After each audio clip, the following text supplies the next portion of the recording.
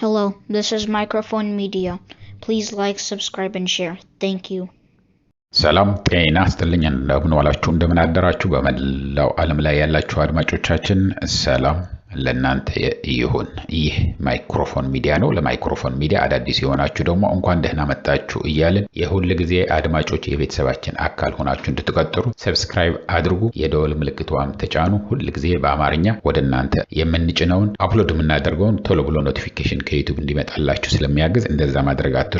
አዲስ ቻናል ነው። ይህንን ቻናል አበረታቱት፣ ሼር ላይክ በማድረግ ሌሎችንም እንዲያውቁት አድርጉ።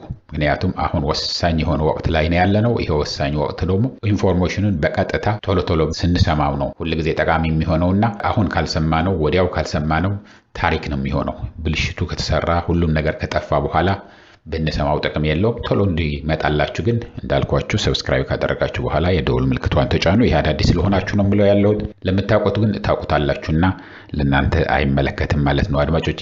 ይህንን እያልኩኝ እንግዲህ በጣም እጅግ በጣም በሉት አስደሳች ዜና ይዤላችሁ መጥቻለሁ። የኤርትራ ሰራዊት ከትግራይ ድንበር የወጣባቸው ቦታዎች አሉ። ከየት በኩል ነው የወጣው? እሱን በዝርዝር ይዘናል። በጣም የሚያስደስት ነገር ነው። ስታሊን ገብረስላሴ ጋዜጠኛ ስታሊን ከትግራይ እና ኤርትራ ድንበር በቀጥታ ሪፖርት ያደረገው አለ። ይህንንም ሰበር ብሎ አምጥቶት ያለው እሱ ነው። ሁልጊዜ ስንነግራችሁ ነበር የኤርትራና የትግራይ ሰራዊት አሁን ምንም ችግር የለውም። ተገናኝቶ መነጋገሩ፣ መጨዋወቱ፣ መወያየቱ፣ መገዳደል ይቀር መባባሉ እየነበረ ነው። ሲሰሩበት ያሉ ነው። ይሄ ዛሬ እንደ አዲስ አላመጣላችሁ። ሰላም ነው ያለው በድንበሩ ላይ የትግራይና የኤርትራ ድንበር ላይ ገበሬው ከጦርነቱ በፊት ይህንን አብይ አህመድ መጥቶ ጦርነቱ ከመክፈቱ በፊት የነበረውን መሬታቸውን እየሄዱ እያረሱ ነው ያሉት። አሁን ሰኔ አይደለም የሚዘራበት፣ ግንቦት ሰኔ አይደለም አለሳልሰው ሁሉም ነገር ረዲ አድርገው ያለ ምንም ችግር እየወጡ እየገቡ እንደሚውሉ ሁሉ ጊዜ ሪፖርት ስናደርግላችሁ ነበር። ይሄ በቀጥታ ለአብይ አህመድ ከፍተኛ የሆነ ጭንቅና መከራ ነው ሆነበት ያለ። ምክንያቱም ይህንን ነገር ሊጠቀምበት ይፈልግ ነበር። የአብይ አህመድ ሴራ ከሽፈዋል። አሁን ሴራው ምንድነው? እሱንም ወደ እናንተ እናመጣለን። እነዚህንና ሌሎችንም አሉን። አጠራጠር አድርገን ስለሆነ ከእናንተ ጋር የምንቆየው ቶሎ እያልኩኝ እናገራለሁኝ እና ወደ ዝርዝሩ እንለፍ፣ አብረን እናዳምጠው። እንዳልኳችሁ ግን ላይክ ሳታደርጉ እንዳትጀምሩት፣ ምክንያቱም አዲስ ቻናል ነው። ላይክ ካደረጋችሁት ብዙ ሰው እንዲያየው ይጠቅማል። ዝርዝር የሆነ የከየት አካባቢ እንደወጣ የኤርትራ ሰራዊት ስታሊን ገብረስላሴም ሪፖርት አድርጎታል ያለው። እሱንም ወደ እናንተ እናመጣለን።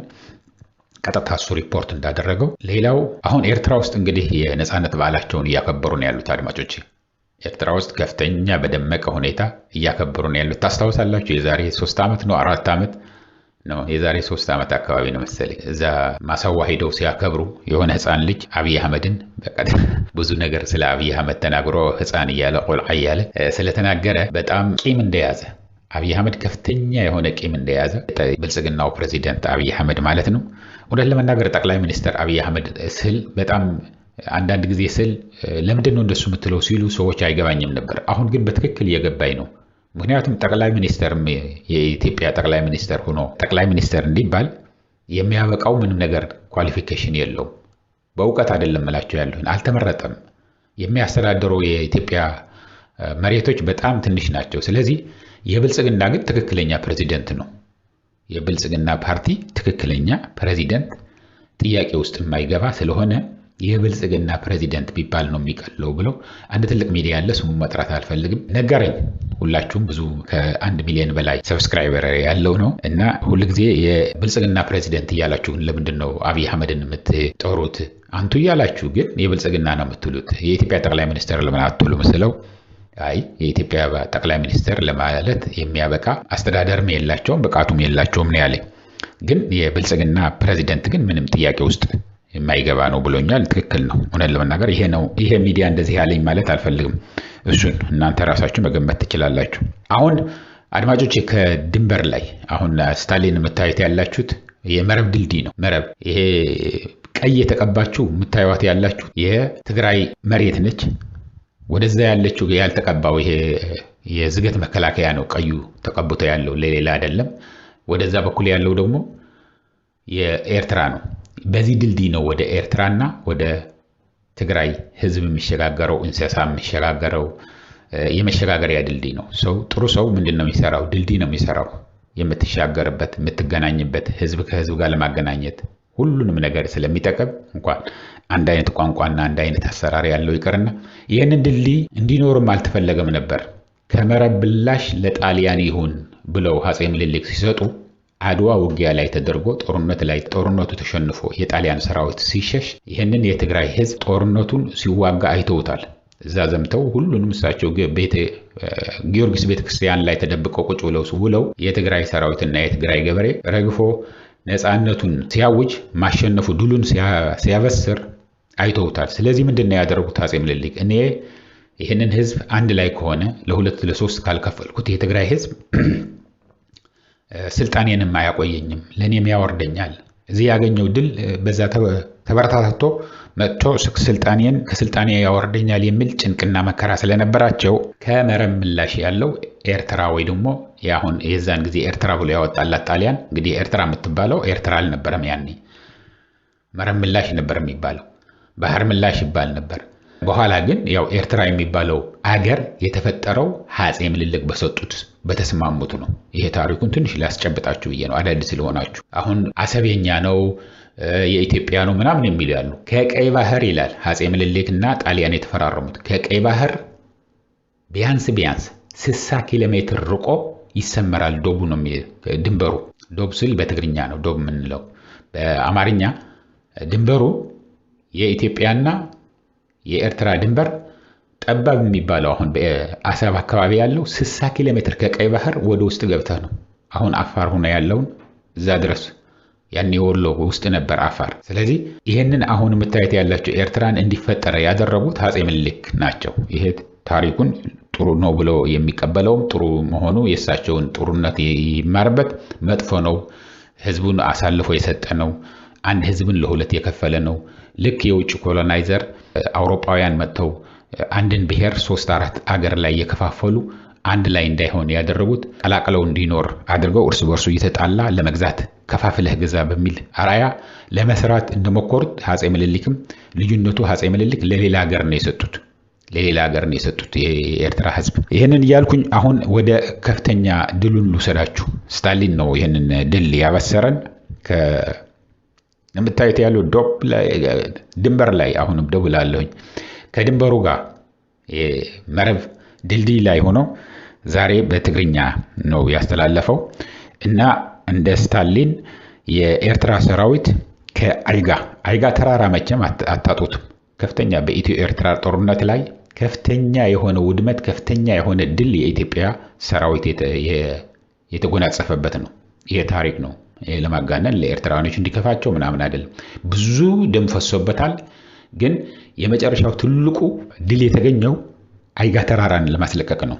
ከዛ አንድ ሪፖርተር ነበረ ከዚህ ሆነን እንሰማው ነበርና በጣም ተወዳጅ የሆነ ሪፖርተር ነበረ። ስሙን አሁን ስለረሳሁት ይቅርታ፣ ስሙን ጻፉልኝ። እና አይጋ ተራራ የነበረው የኤርትራ ሰራዊት ለቆ ወጥተዋል ወደ ውጊያው። ያሁኑ የአብይ አህመድ ጦርነት የትግራይን ለመውረር የተደረገ ጦርነት ከመጀመሩ በፊት የነበረው ቦታ ላይ ሂደዋል። እዛ አይጋ ተራራ ላይ ሰፍሮ የነበረው የኤርትራ ሰራዊት ሌላው ሙኽያም ይሄ አሁን የምጠራቸው 3-4 ቦታዎች ኢሮብ ውስጥ የሚገኙ ናቸው። ሙኽያም የሚባል ቦታ ለቀው ወጥተዋል አለ። ዝባን ሑፃ የሚባል ደግሞ እሱንም ለቀው ወጥተዋል የኤርትራ ሰራዊት ብለዋል ስታሊን። ሌላ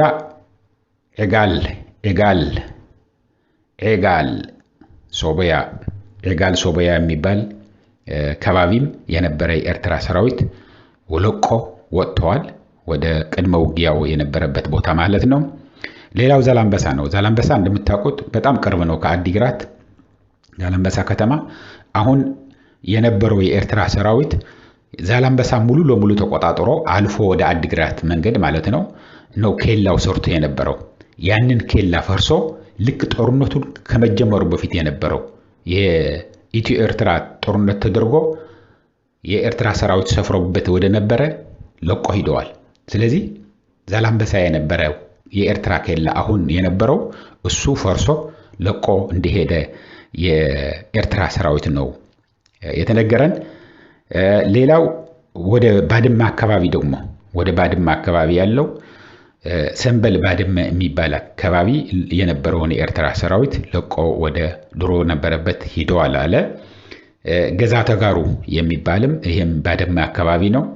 እዛ ላይ የነበረ የኤርትራ ሰራዊት ለቆ ሄደዋል ወደ ነበረበት ከዚህ በፊት ወደ ነበረበት ብለዋል።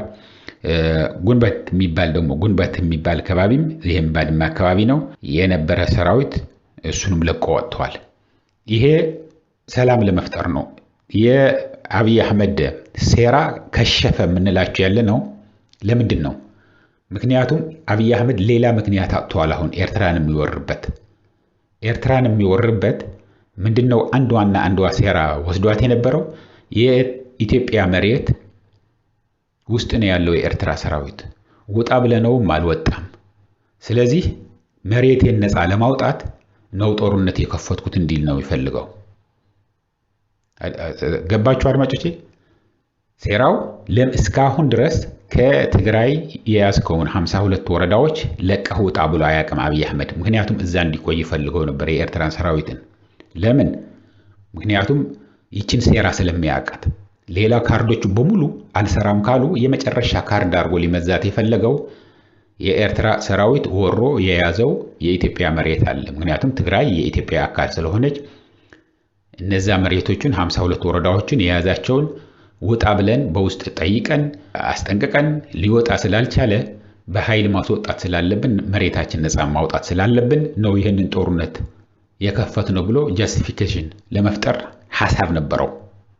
አሁን ግን የኤርትራ ሰራዊት ይህንን ስለነቃበት ብዙ ጊዜም ስለጮህንበት መውጣት አለብህ ለሰላም ብለህ ወጥተህ ከዛ በኋላ ተደራድሮ ህዝቡ ተነጋግሮ የአልጀርስ ስምምነቱን መሰረት አድርጎ ሁሉን ነገር ይፈታል።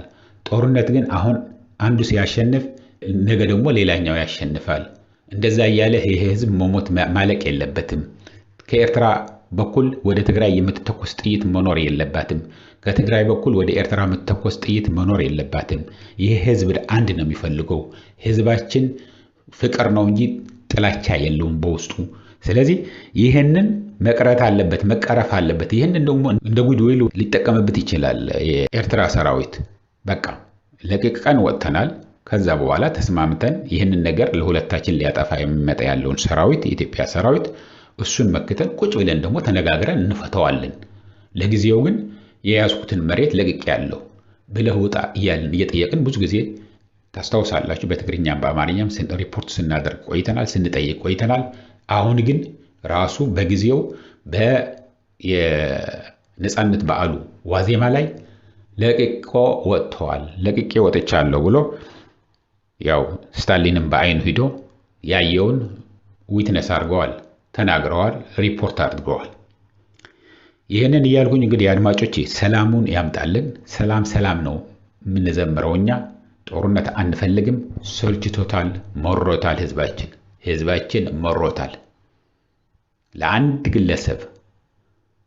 ግለሰብ ስልጣን፣ ለአንድ ግለሰብ ንጉስነት ብሎ የሚያልቀውን የኢትዮጵያ ወጣት፣ የትግራይ ወጣት፣ የኤርትራ ወጣት ይበቃል ማለት አለበት።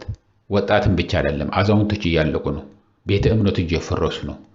ጭራሽ ትምህርት ቤት እየተዘጋ ነው። ዶክተሮች እየተማረሩ ነው። ከፍተኛ የሆነ ረሃብና ችግር ነው ያለው ኢትዮጵያ ውስጥ። መማር ድህነት መሆኑን ኢትዮጵያ ብቻ ነው የሚታወቅባት። የተማረ እንግዲህ ትልቁ የተማረ የሚባል ዶክተር ነው። ያው ሜዲካል የሕክምና ዶክተር ማለት የተከበረ በጣም ብዙ ጥረት የሚያስፈልገው ብዙ ትልቅ ሰፊ የሆነ ጭንቅላት የሚያስፈልገው ትምህርትና ሙያ ነው። ህይወትን ነው የሚያድነው። በሽታን ነው የሚያስወግደው። የሁሉ ተመራምሮ ሪሰርች አድርጎ መድኃኒት የሚፈጥረው ዶክተር ነው። ሜዲሲን ያጠና ነው። ስለዚህ ሳይንቲስት ነው።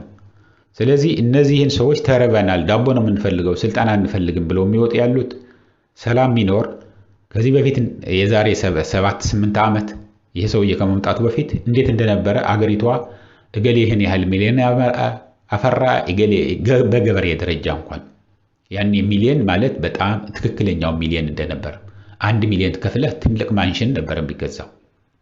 ትልቅ ቤት፣ በጣም ትልቅ ቤት። አሁን 1 ሚሊዮን ያረጀ መኪናም አይገዛልህ። ይህንን እያልኩኝ እንግዲህ አድማጮቼ ለአሁን እዚህ ይበቃኛል። እስከሚቀጥለው ጊዜ ድረስ ሰላም፣ ደህና ዋሉ፣ ደህና ደሩ። ቻው።